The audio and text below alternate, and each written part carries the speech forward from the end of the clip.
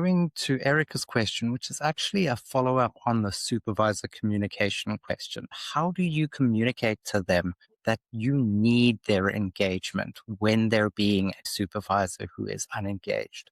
How do we effectively communicate that without rocking the boat or causing discomfort in the relationship, but clearly communicating our need? Yeah, so this is a tricky one because, again, it's one of those things where personality matters. So you kind of have to read the other person and know how they function. Before you even write the email, I want you to sit back and remind yourself that that person is an adult, is a working professional with a rich life, and that there's a lot of things on their time too. I want you to put yourself in a space of conscientious understanding before you even open the email. So we're not ever writing an email angry. If you're angry, that email waits till tomorrow. I need you to be calm. I need you to understand the situation that they're in. Then I think the email has to have two components to it. We're going to do two things. We're going to briefly state the problem that we're having. Then we're going to do a return. So there's a little bit of white space in between.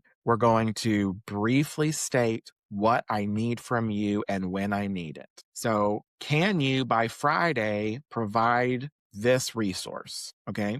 By the end of next week, can you return the feedback on this chapter? So, we're going to be as direct as we can, as emotionally neutral as we can. We're not apologizing for taking up space. We're not apologizing for emailing them. That is their job, is to get your email, right? We're going to say, here's the problem that I'm having. Here's what I need from you. Two clear, concise, articulated thoughts. That I have found has been the best way to re-engage when either tensions are high, tempers are high, but maybe they're just disengaged. Maybe there's not even an emotional element, they're just not there for you. But we're not apologizing for taking up space. We're also not blaming. We're not saying, I sent this to you 4 weeks ago. Well, now you've just ticked them off and they're not going to want to respond to you. It is, hey, I'm really concerned about this. Can you provide feedback by this time? And then they'll respond. No, I can't provide feedback by this time here. And maybe they'll tell you why, maybe they won't. But hopefully they'll say, here's when you can expect it. Or maybe they'll go, oh, yeah, I've been holding this a long time. Let me get this done.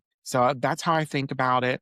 We want to be as neutral as possible. In rare cases, I mean, very rare cases, I have had clients where I've had to advise them to seek support from their program chair or from a dean in their program. I had one where, and actually this worked out really well. I had a client where her chair was on an emergency medical leave and had to leave so fast that no one knew. The university forgot to communicate to the students that this chair was not going to be there, and the chair was not able to communicate that.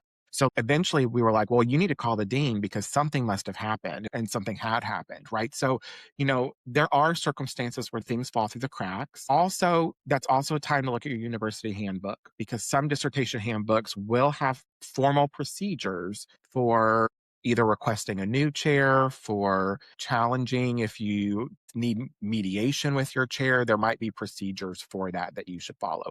But those are extremely rare circumstances. Just a handful of my clients have ever had to do that.